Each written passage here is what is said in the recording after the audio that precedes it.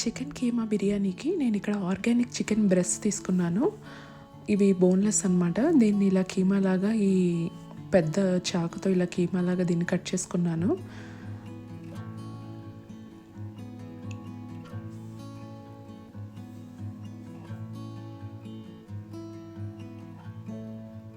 First చిన్న చిన్న పీసెస్గా కట్ చేసి దాన్ని ఇలా చాకుతో మనం కొడతా ఉంటే అది చిన్న చిన్న పీసెస్గా కీమా లాగైతే మనకు తయారవుతుంది.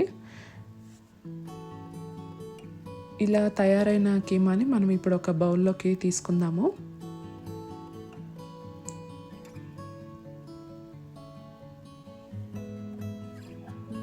దీనిలోకి కాంబినేషన్గా నేను బోన్లెస్ చికెన్ గ్రేవీ కర్రీ కూడా చేశాను.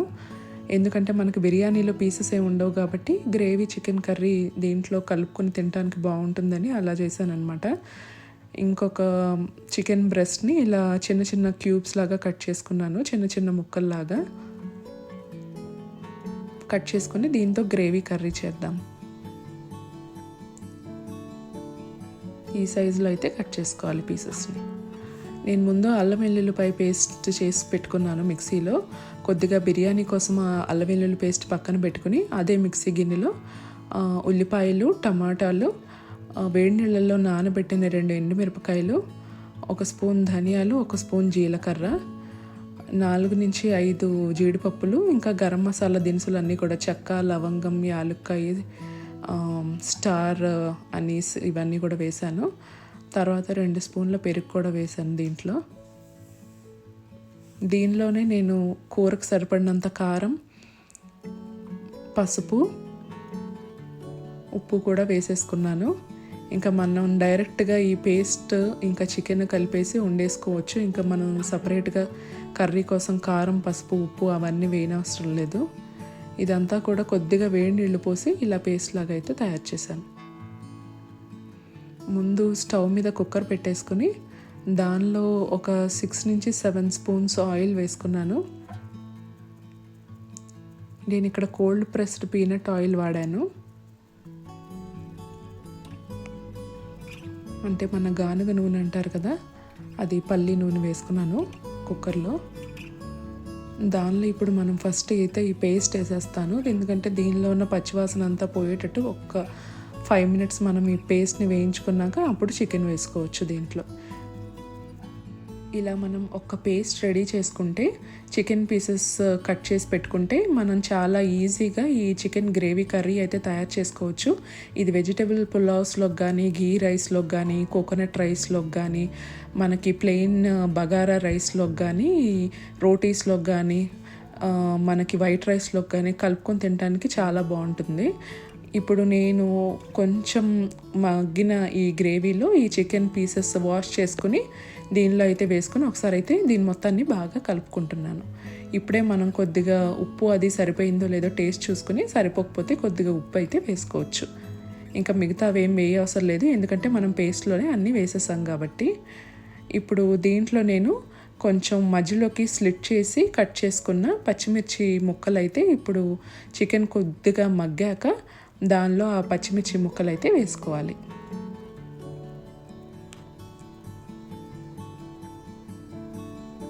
వేసుకుని ఇంకొకసారి దీన్ని బాగా కలుపుకోవాలి.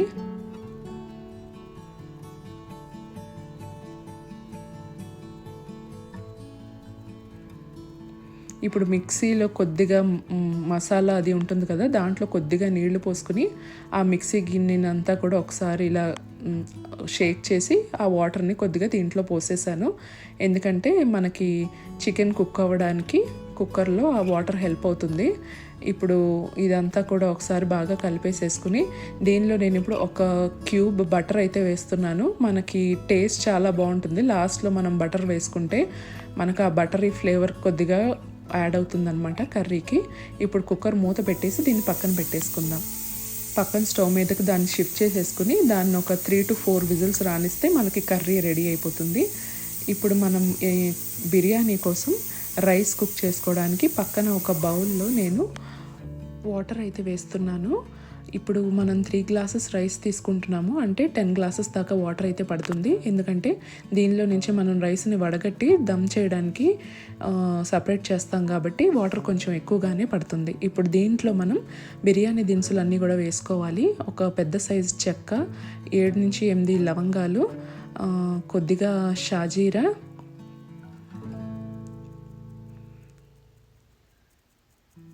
ఇంకా అనాస పువ్వు, 2 అనాస పువ్వులు, ఇంకా 5 నుంచి 6 యాలక్కాయలు, ఇంకా 2 బిర్యానీ ఆకులు, 1 స్పూన్ అల్లం వెల్లుల్లిపాయ పేస్ట్ కూడా వేసాను.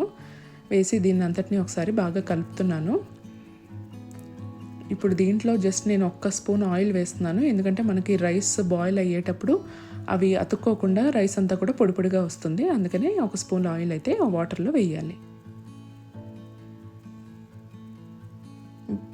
ఇప్పుడు పక్కన నేను మట్టి కుండ పెట్టుకుని దాంట్లో 3 to 4 స్పూన్స్ ఆఫ్ ఆవు నెయ్యి వాడాను నేను ఇక్కడ.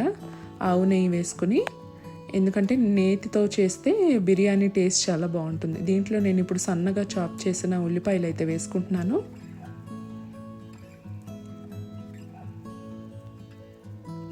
తర్వాత సన్నగా చాప్ చేసిన టొమాటో వేస్తున్నాను.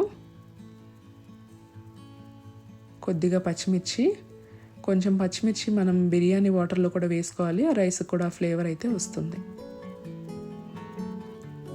ఇప్పుడు దీన్ని అంతటిని కూడా బాగా ఒకసారి కలుపుకోవాలి.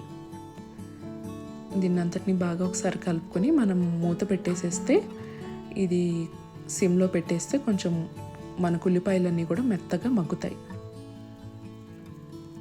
ఇప్పుడు పక్కన ఉన్న వాటర్లో నేను సాల్ట్ అయితే వేస్తున్నాను. కొంచెం సాల్ట్ ఎక్కువగానే పడుతుంది. ఎందుకంటే దాంట్లో నుంచి మనం రైస్ వడగట్టి తీస్తాం కాబట్టి వాటర్లోనే చాలా వరకు సాల్ట్ అంతా వెళ్ళిపోతుంది. అందుకని కొద్దిగా ఎక్కువగానే సాల్ట్ అయితే ఆ రైస్లో వేసుకోవాలి. ఒకసారి దాన్ని అంతటినీ కూడా మళ్ళీ బాగా కలుపుకొని ఆ వాటర్ని అంతటినీ కూడా బాగా మరగనివ్వాలి. అది బాగా మరగొచ్చాకే దాంట్లో మనం ముందుగానే పక్కన అరగంట పాటు నానబెట్టుకున్న బాస్మతి రైస్ని ఆ మరుగుతున్న వాటర్లో అయితే వేయాలి. బాస్మతి రైస్ని ఎందుకు నానబెట్టుకోవాలంటే అలా నానబెట్టడం వల్లనే మనకి గ్రెయిన్ చాలా పొడుగ్గా అవుతుంది, మనకి మెతుకు అనేది పొడుగ్గా అవుతుంది అనమాట. అందుకే ఒక అరగంట పాటు గోరువెచ్చటి నీటిలో కానీ మామూలు రూమ్ టెంపరేచర్ నీటిలో కానీ మనం బాస్మతి రైస్ని నానబెట్టుకోవాలి. ఇప్పుడు తర్వాత మనం ఈ బిర్యానీ కోసం పక్కన చికెన్ కీమా రెడీ చేసుకుంటున్నాం కదా, దాంట్లో ఇప్పుడు నేను 2 స్పూన్ల అల్లం వెల్లుల్లిపాయ పేస్ట్ అయితే వేస్తున్నాను. వేసాక దీన్ని అంతటిని కూడా బాగా ఒకసారి కలుపుకోవాలి. నేను అప్పటికప్పుడే ఈ చెక్క, లవంగం, అనాస పువ్వు, యాలక్కాయలు ఇవన్నీ కూడా రోట్లో నేను మెత్తటి పౌడర్ లాగా అయితే దంచుకున్నాను ఫ్రెష్గా. ఎందుకంటే అలా అప్పటికప్పుడు ఫ్రెష్గా చేసుకున్న గరం మసాలా అయితే టేస్ట్ చాలా బాగుంటుంది మనకి బిర్యానీకి అని. సో నెక్స్ట్ మనం ఇప్పుడు మూత పెట్టేసుకుని దీన్ని కాసేపు మగ్గనిచ్చి, అది కొద్దిగా మగ్గాక మనం ఆ పౌడర్ కూడా దీంట్లో వేసుకుంటాము. ఈ రోట్లో దంచుకున్న పౌడర్ని కూడా నేను దీంట్లో వేసేస్తున్నాను, ఫ్రెష్ గరం మసాలా పౌడర్ని.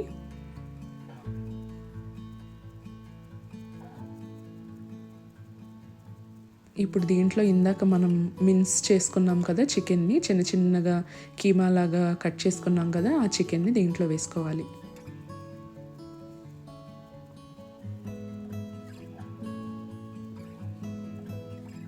ఈ మొత్తాన్ని కూడా ఈ మసాలాలు ఇదంతా కూడా అల్లం వెల్లుల్లిపాయ పేస్ట్ ఇదంతా కూడా ఈ చికెన్కి పట్టేటట్టు ఒకసారి మొత్తంగా దీన్ని కలుపుకోవాలి.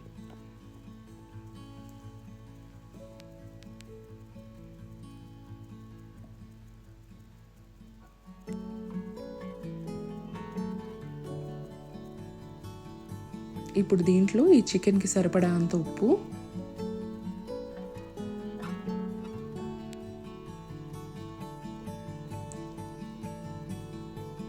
ధనియాల పౌడరు,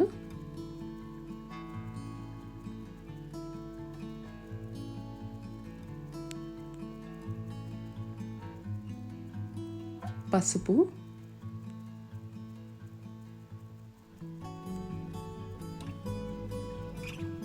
ఇంకా కారం. ఈ చికెన్కి సరిపడినంత కూడా మనం దీంట్లో వేసేసుకోవాలి. ఇప్పుడు వేసుకుని మళ్ళీ దీన్ని అంతటినీ కూడా ఒకసారి బాగా కలుపుకోవాలి.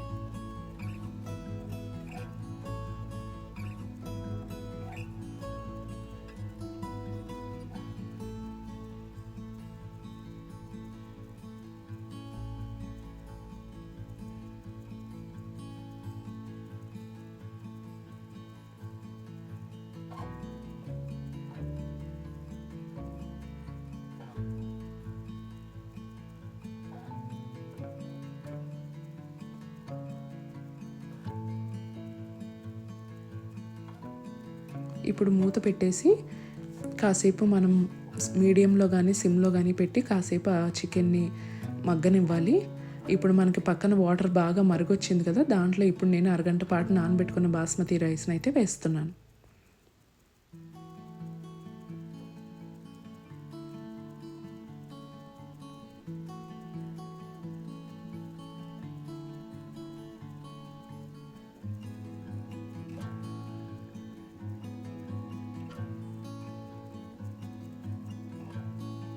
వేసి ఒకసారి దీన్ని అంతటిని బాగా కలుపుకోవాలి. ఆ వాటర్కి ఉన్న ఫ్లేవర్ అంతా కూడా మనకి రైస్కి పడుతుందన్నమాట.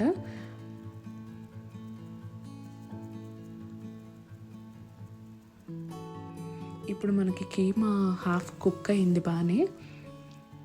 ఇంకా కొంచెం కుక్ అయ్యాక మనం ఇప్పుడు ఆ బాయిల్ అయిన రైస్ని ఇప్పుడు దీని మీద లేయర్గా అయితే వేసుకుంటాము. కీమానంతటిని కూడా కింద అలా లేయర్ లాగా సెట్ చేసుకుని దాని మీద పక్కన మనం బాయిల్ చేసుకుంటున్న రైస్ని అయితే లేయర్ లాగా దీని మీద వేసుకోవాలి.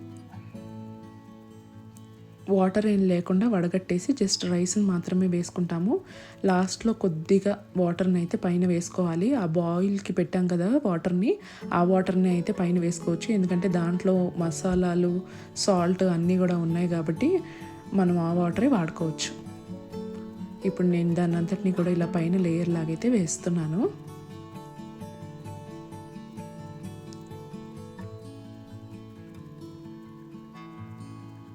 మనకు ఒక 80% కుక్ అయిపోయింది రైస్ అని అనిపించాక ఇలా లేయర్స్ అయితే వేసుకోవాలి.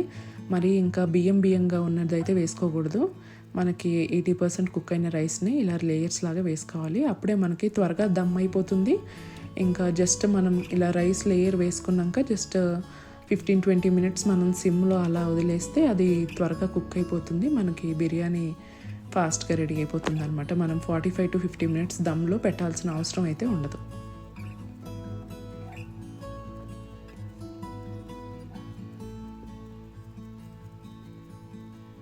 ఇప్పుడు నేను రైస్ని అంతటిని కూడా బాగా లేయర్ లాగా పైన వేసేసాను. దీని మీద ఇప్పుడు నేను ఫ్రైడ్ ఆనియన్స్ అయితే వేస్తున్నాను.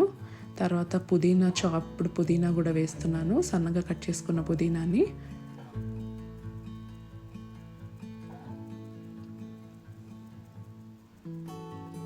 ఇప్పుడు దీన్ని మూత పెట్టేసి మనం వెనక నాకు చిన్న బర్నర్ ఉందన్నమాట, అది కొంచెం ఫ్లేమ్ తక్కువగా వస్తుంది. ఆ చిన్న బర్నర్ మీదకైతే ఈ కుండని షిఫ్ట్ చేసుకుంటున్నాను. ఇప్పుడు ఆ పొయ్యి మీద బాగా సిమ్లో పెట్టేసి మనం ఒక 20 మినిట్స్ దాన్ని వదిలేసేస్తే మనకి గుమగుమలాడే కీమా కుండ బిర్యానీ రెడీ అయిపోతుంది. నేను ఇందాక నెయ్యి వేయటం అయితే మర్చిపోయాను, అందుకే మూత తీసి ఒక స్పూన్ నెయ్యి కూడా వేస్తున్నాను. దీనికి మనం పైన వెయిట్ ఏమేమి పెట్టవసరం లేదు, అదే బాగా కుక్ అయిపోతుంది అన్నమాట బిర్యానీ. ఈలోపు మన చికెన్ గ్రేవీ చూసారా రెడీ అయిపోయింది. జస్ట్ మనం తయారు చేసుకున్న ఒక పేస్ట్తోనే మనకి ఇంత చక్కగా టేస్టీగా ఉండే గ్రేవీ అయితే రెడీ అయిపోయింది. మనం ఇప్పుడు చేసుకునే బిర్యానీలోకి ఇది చక్కటి కాంబినేషన్ అనమాట. దీన్ని నేను ఇప్పుడు ఒక బౌల్లోకి అయితే తీసేసుకుంటున్నాను. బటర్ నాన్స్లోకి కానీ, చపాతీస్లోకి కానీ, పులావ్స్లోకి కానీ ఈ గ్రేవీ కర్రీ చాలా టేస్టీగా ఉంటుంది.